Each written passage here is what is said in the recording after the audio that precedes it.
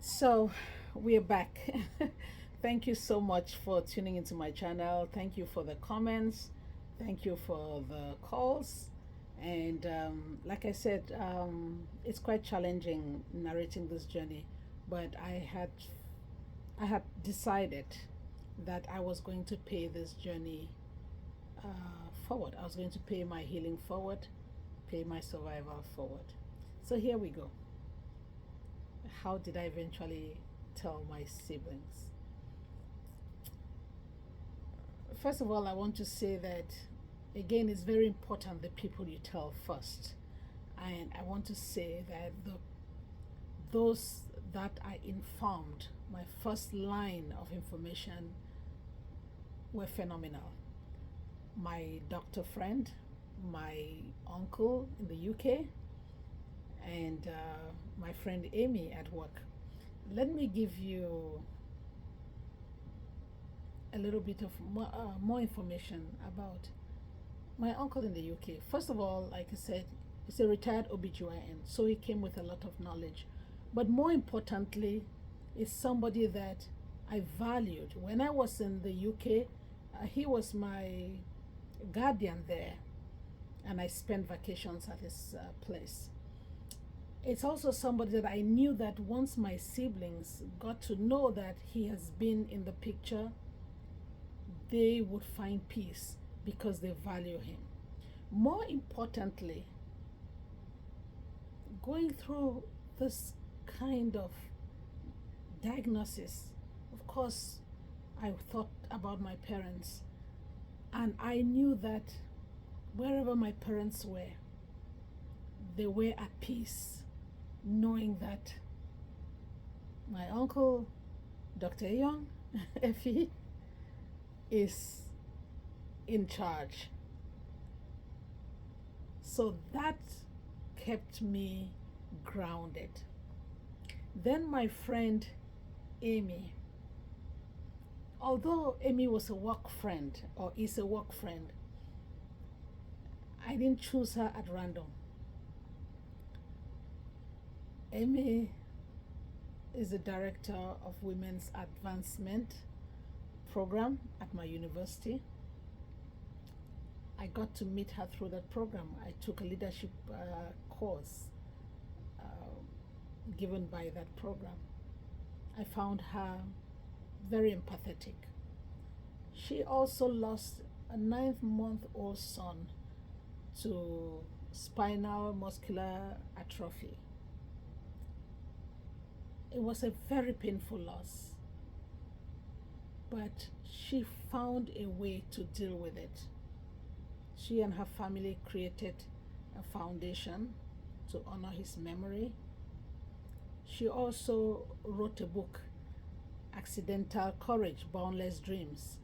So I knew that my friend Amy was someone who was going to empathize with the situation, but she was not going to allow me wallow in grief. She was going to help me to heal in a wholesome way. And so on that 7th of December 2022, when I went to that first appointment with my breast surgeon, I felt comfortable having my uncle on the phone and Amy physically with me. And my doctor friend, I think he takes the trophy because he's the first one that got to know and was able to channel me, enabling me to reach out to the next two persons. And he had prepared me on what the breast surgeon was going to ask me. So when I got there, just as he had predicted, the breast surgeon presented, says lumpectomy or mastectomy, and I just said mastectomy, bilateral mastectomy, and she just took a pen and crossed out lumpectomy. And so we discussed and we selected the day of surgery, January 9th. But then she said we had to do a reconstruction immediately. So it was going to be about a 7-hour surgery. and she would do the bilateral mastectomy, and the plastic surgeon would come and do a reconstruction. I did not want a reconstruction. I just wanted surgery, period, end of story. Let me go live my life. I'm done.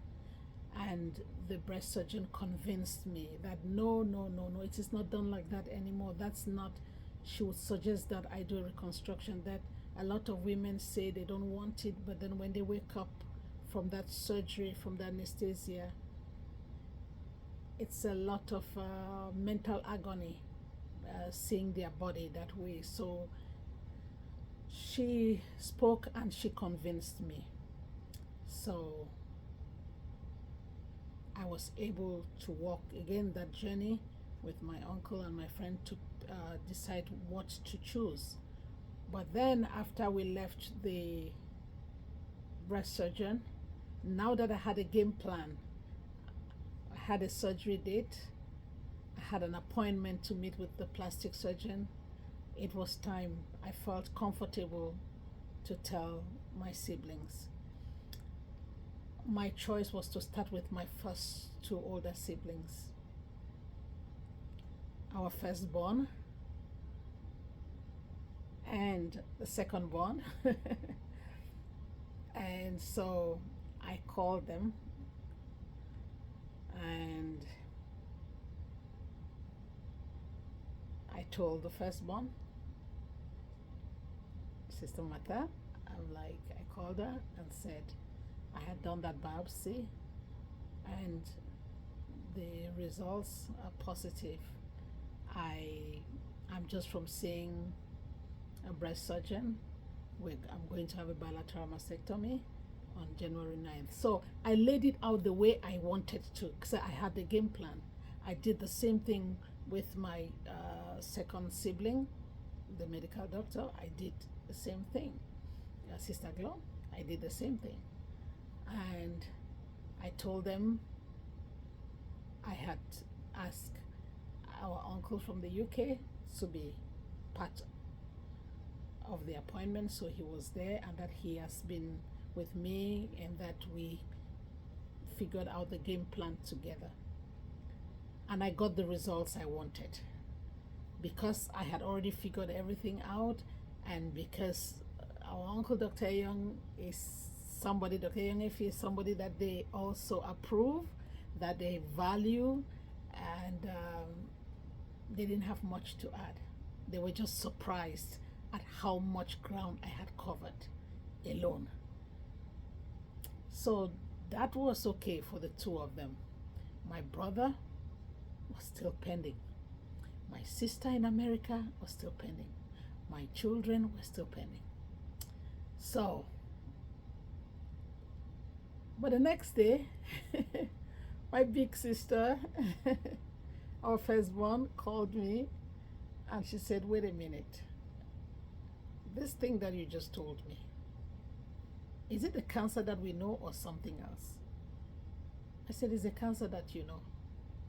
He said, but the way you just said it and the way you're saying it doesn't sound like the deadly disease that we know. I said, it is, sister. It is. And then, of course, she started saying that, why did it come to you? It should have come to me. I am retired. And what am I even doing here? It should have come to me. If it's to go, let me go me quietly. What is it? Why you? And then I said, sister, that's why it came to me. Because see, you want to take it and go. Me, I'm taking it to stay. I said, sister, you know something? I've looked at all of you, my siblings. I don't see anybody that I should have come to. I'm so glad that God chose me. If it had to come to any of us, I am glad that God chose me, because I would fight it. And sister, if it means me going, I know that if I have to go, I will go and leave all of you standing.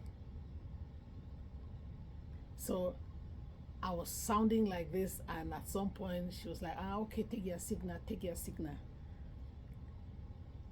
So eventually I realized that I have accepted it and I'm going to fight it. And the next thing was for us to plan who is going to come to be with me. And so our oldest volunteered that should be able to come.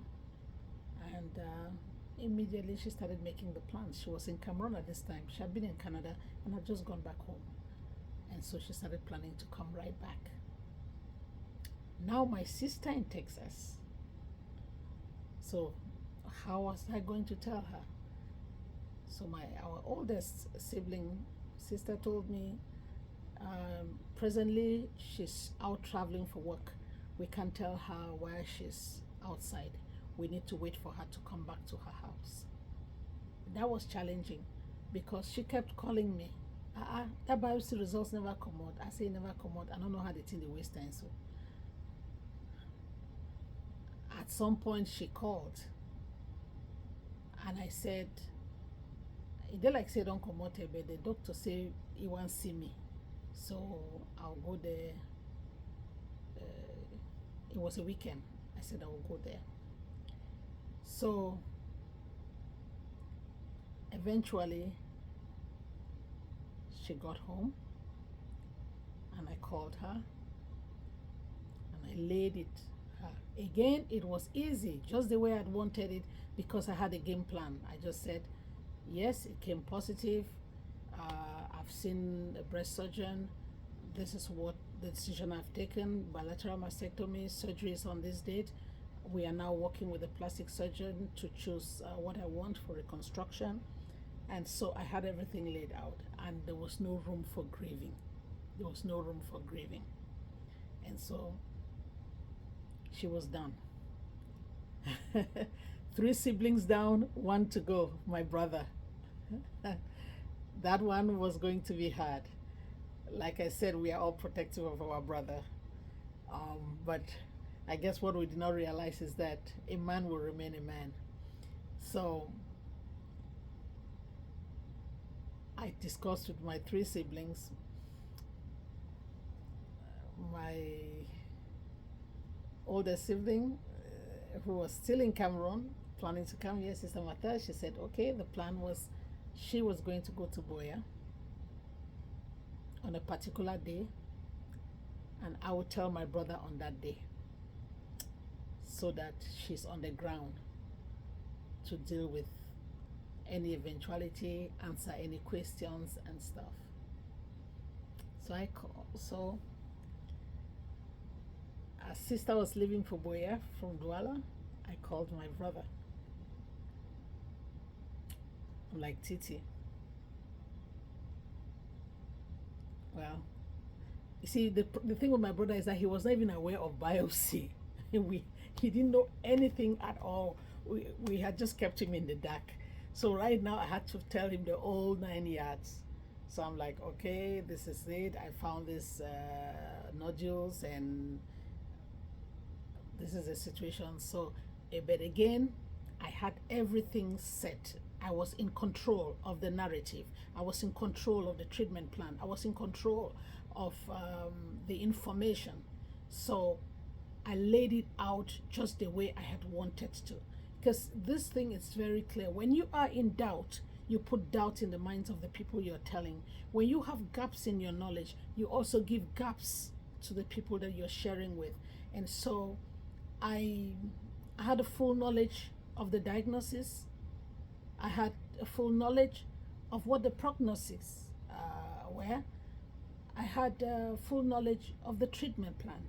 And so I gave my brother like that. So I told him, and he could tell that I am confident in the journey. Of course, he was sad, but he received it calmly, and he was just happy that I am in the US where treatment is available, because the kinds of things I was telling him that I was going to do, he was just saying that if that was in Cameroon, it would be challenging. So I told him, I now called my sister to say I've told him. My sister got to Boya. He was with him. He didn't share any information. Eventually, my sister asked him, said, has Batwa, that's my middle name, has Batwa told you anything? And he said, yeah, she did. Told you about her diagnosis? I said, yeah, she did. She explained everything to me. That's it. He was not ready to talk any further. And that's, my sister also left it at that. And so that is how my brother got to know. I guess he showed us that he was a man after all. We were all, as women, worried how he was going to take it, but he took it as a man. And he believed in my resilience. He believed that I had what he took to fight, and he was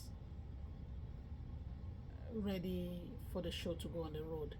And so that was it. So 4 siblings down. Now my children.